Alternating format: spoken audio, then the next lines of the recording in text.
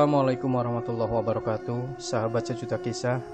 Bagaimana dengan kabar Anda hari ini? Mudah-mudahan fine dan selalu dalam lindungan Allah Subhanahu wa Ta'ala.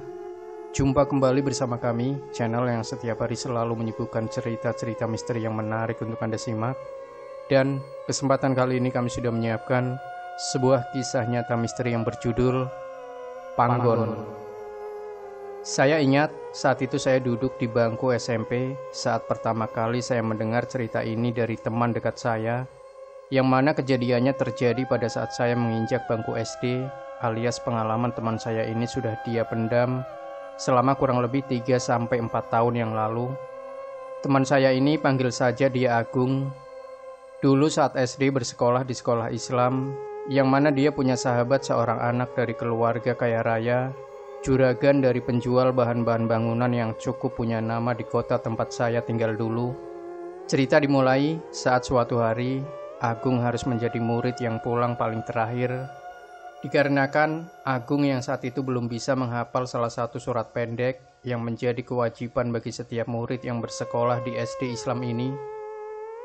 Saat Agung sedang berjalan pulang melewati gerbang sekolah, langkah Agung terhenti saat mendengar namanya dipanggil oleh seseorang yang ternyata sejak tadi berdiri sendirian menunggu jemputan.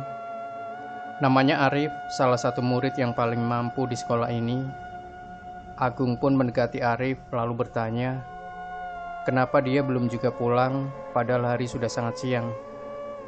Arif hanya menggelengkan kepala. Ia berujar mungkin ART yang seharusnya menjemput dirinya ketiduran atau belum sempat datang karena pekerjaan lain. Arif pun lalu meminta Agung untuk menemaninya ke salah satu wartel yang paling dekat dengan sekolah. Karena pada tahun itu, HP masih menjadi salah satu barang yang hanya dimiliki oleh segelintir orang. Agung pun akhirnya menemani Arif ke sebuah wartel tempat orang biasa menggunakannya. Singkat cerita, semenjak kejadian itu, Arif menjadi semakin dekat dengan Agung. Banyak hal yang tidak biasanya Arif bagi dengan orang lain, tapi Agung mendapatkannya.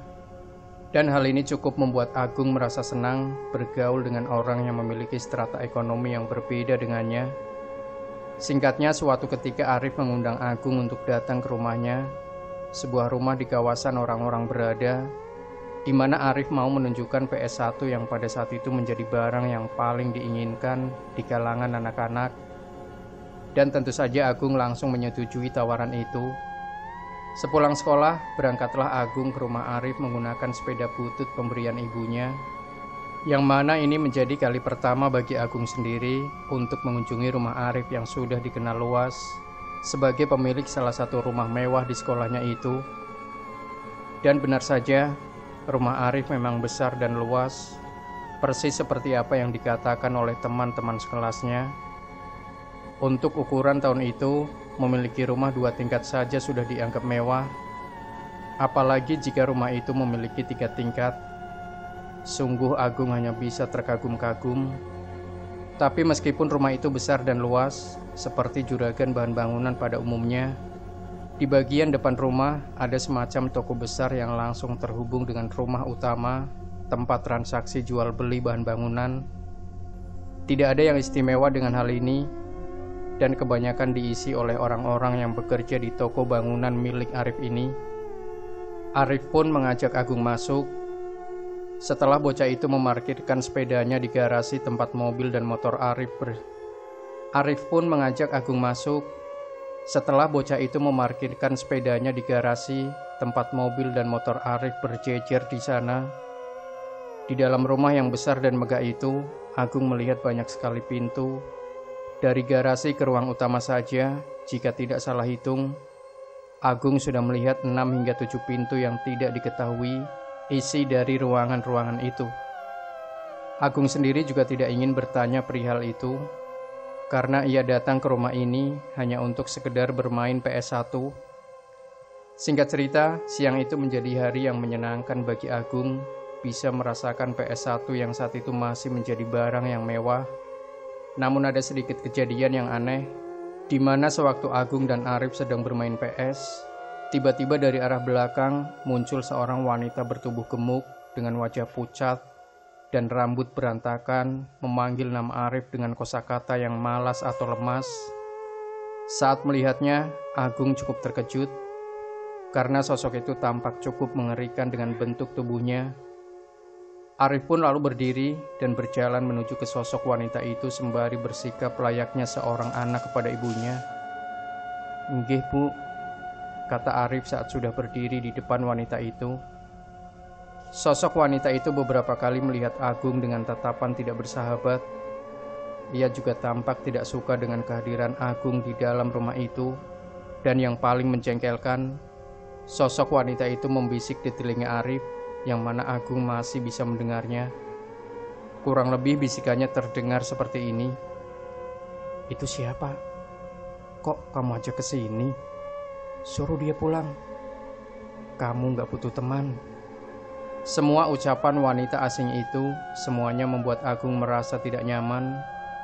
Tapi dari semua kata-kata yang menyakitkan itu, ada satu kata di mana Arif bersikeras bahwa dia hanya ingin bermain dengan teman sekelasnya, yang dijawab dengan sebuah peringatan. "Ya sudah, jam 3 suruh dia pulang. Terus kalau di rumah ini, jangan diperbolehkan anak itu naik ke lantai atas ya." Arif mengangguk. Ia berjanji tidak akan pernah membawa temannya ini naik ke lantai atas di rumah ini.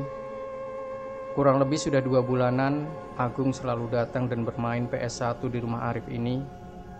Tapi pada suatu ketika, entah karena lupa atau apa, Arif mengajak Agung naik ke lantai 2, yang saat itu membuat Agung sedikit tertegun dan ingat kalau ibunya Arif bukankah melarang dirinya ke sana. Tapi Arif membantah. Iya, memang ibunya saat itu melarang Arif membawa Agung ke lantai atas. Tapi itu rupanya terkhusus untuk lantai 3 saja, bukannya lantai 2.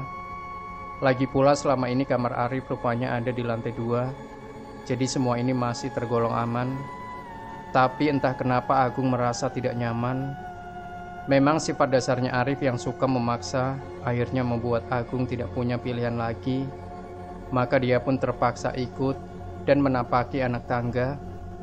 Saat kakinya menjelajah anak tangga, Agung sempat melihat ke ruangan atas, dan entah kenapa suasananya benar-benar berbeda, seperti jauh lebih dingin dan lembab. Selain itu seluruh tempat tampak sunyi dan senyap, seperti hanya ditinggali oleh beberapa orang saja. Di sepanjang jalan, Arif mengajak Agung bicara, tapi bocah itu lebih memilih merasakan jika bulu kuduknya berdiri. Di lantai 2, tepatnya di depan kamar Arif, ada sebuah sofa mewah yang sepertinya memang sengaja dibuat untuk bersantai. Di sana Arif memamerkan mainan-mainan miliknya yang dia ambil dari dalam kamarnya. Tapi Agung masih saja merasa tidak nyaman berada di tempat ini. Dan Agung berusaha menyembunyikan ketidaknyamanannya ini dan tetap ikut bermain bersama Arif. Hingga di titik Arif dan Agung mendengar suara panggilan ibunya dari lantai bawah. Arif pun berdiri dan bersiap untuk turun. Namun sebelum bocah itu menapaki anak tangga, Arif lalu berbalik dan menatap Agung sembari berkata kepadanya, "Gung, tetap di sini ya, jangan kemana-mana." Arif pun pergi. Kini tinggal Agung sendiri yang berada di tempat ini. Beberapa kali entah kenapa dia merasa kalau di lantai 2 ini dia tidak sedang sendirian masalahnya. Hawa keberadaan itu tidak bisa dilihat oleh matanya sendiri, bahkan di sudut-sudut kamar. Agung seperti melihat bayangan atau sekedar kepala manusia sedang mengintip dan menatapnya. Sebenarnya Agung sudah berniat untuk turun dan menyusul Arif, tapi entah kenapa kakinya terasa berat untuk meninggalkan tempat ini. Hingga pada akhirnya, di saat Agung sudah mulai tidak sanggup berada di lantai 2 itu, ia mendengar suara hentakan kaki dari anak tangga. Arif pun tiba. Arif kemudian meminta maaf kepada Agung karena sudah meninggalkan dirinya sendiri di tempat ini, sembari ikut bermain bersama Agung. Di tengah-tengah permainan itu, tiba-tiba Arif bersikap aneh dengan menatap lantai 3, yang otomatis membuat Agung ikut menatap ke sana. Memang dari tempat itu, Agung bisa melihat sudut lantai 3, termasuk pembatas lantai yang terbuat dari kayu jati itu. Agung sempat merasa heran dengan sikap Arif, yang kemudian dia melihat bocah itu berdiri lalu mengatakan pada Agung untuk membawanya ke lantai 3. "Ke atas yuk, di sana ada kandang burung peliharaan ayahku. Burungnya bagus-bagus." Agung sempat terdiam saat mendengarnya, tapi Arif yang saat itu berdiri di hadapannya mengulurkan tangan kepadanya. Agung sebenarnya sempat menolak dan mengingatkan Arif dengan pesan ibunya dulu, tapi Arif berkata kalau tidak ada apa-apa di rumah ini, dan apa yang dikatakan oleh ibunya dulu cuma sekedar peringatan yang biasa. Setelah berbagai alasan, Agung tidak bisa menolak lagi, ia pun setuju. Maka naiklah Agung dan Arif. Mereka berdua menapaki anak tangga menuju ke lantai 3. Di sana suasana yang sebelumnya dingin dan lembab semakin kentara dan membuat Agung bergidik merinding. "Gak apa-apa, di atas ada kamarnya kakakku." Saat mereka menginjak anak tangga terakhir, apa yang dikatakan Arif rupanya benar. Ada sangkar burung yang sangat besar berisikan burung perkutut yang dilepas di sebuah kurungan dari pagar kawat tempat burung-burung itu bisa berterbangan ke sana kemari.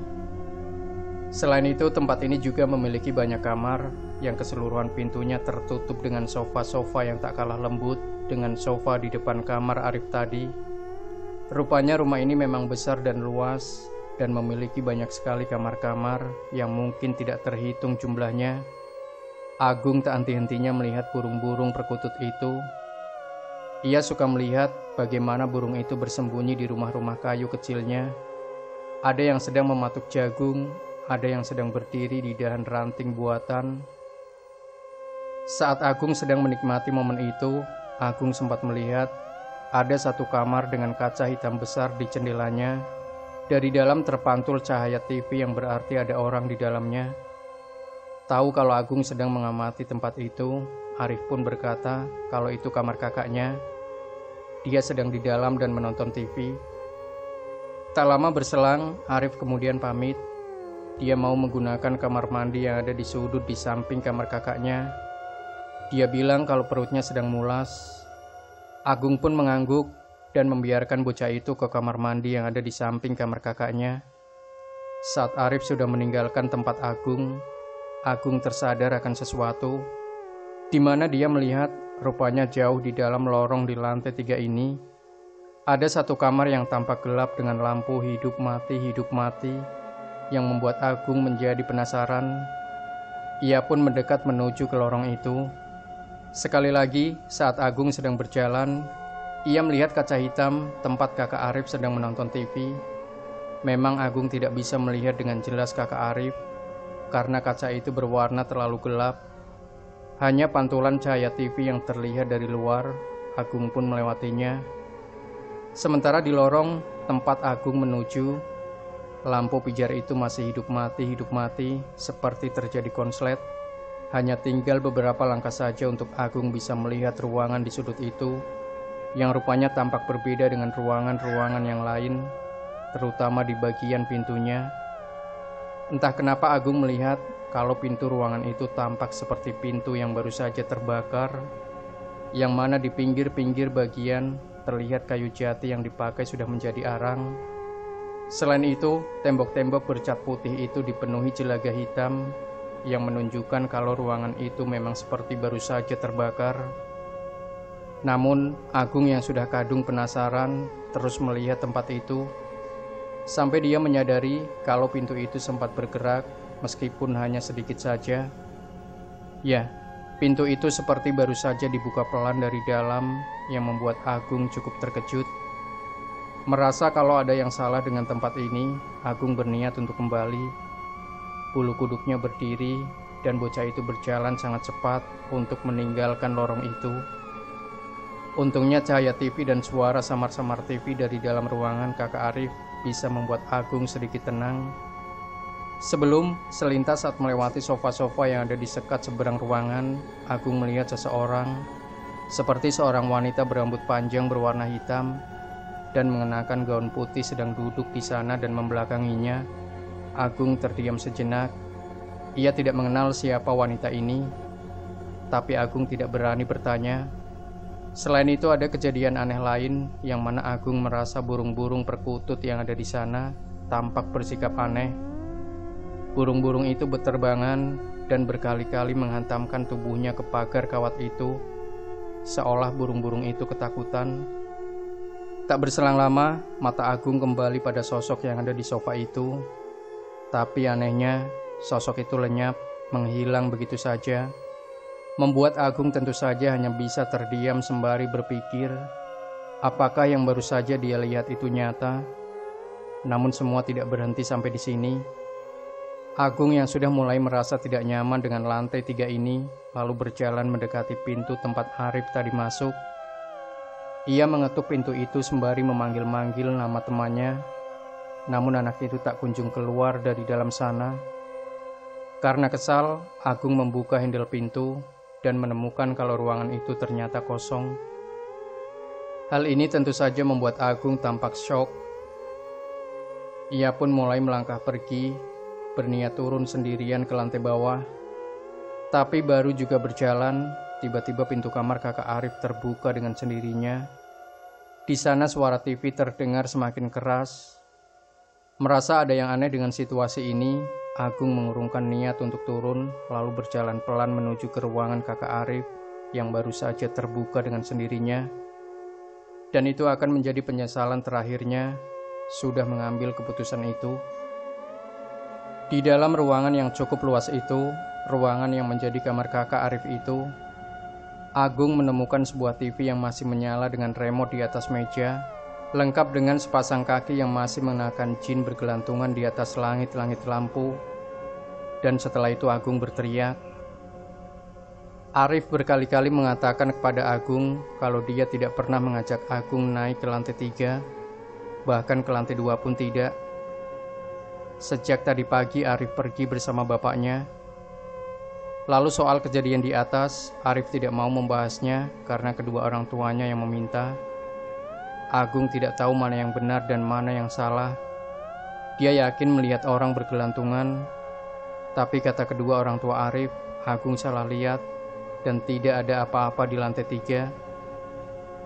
Namun sebelum Agung meninggalkan tempat itu, Agung menceritakan hal terakhir ini kepada Arif. Dan bocah itu seperti menyadari sesuatu, karena tak berselang lama Arif mengatakannya, "Kamu juga melihat anak perempuan itu? Apa lehernya juga patah?" Saat itulah Agung kemudian ingat, sesaat ketika dia melihat sepasang kaki bergelantungan, di depan pintu kamar ada sosok wanita bergaun putih itu sedang berdiri. Ya, kepala sosok wanita itu seperti menggedek ke kiri dan ke kanan beberapa kali, seperti batang lehernya patah dan tidak mampu menyangga kepalanya. Semenjak kejadian itu, Agung tidak pernah lagi berani datang atau sekedar bermain di rumah Arif lagi. Demikian sahabat Sejuta Kisah. Kalau Anda punya pengalaman mistis dan ingin Anda berbagi di channel Sejuta Kisah, silahkan kirimkan cerita Anda via email yang sudah kami cantumkan di deskripsi maupun lewat WA admin. Dan yang gak suka dengan ketik-mengetik, boleh gunakan voice note. Durasinya suka-suka Anda, boleh setengah, 1 jam, 2 jam, 3 jam, dan seterusnya.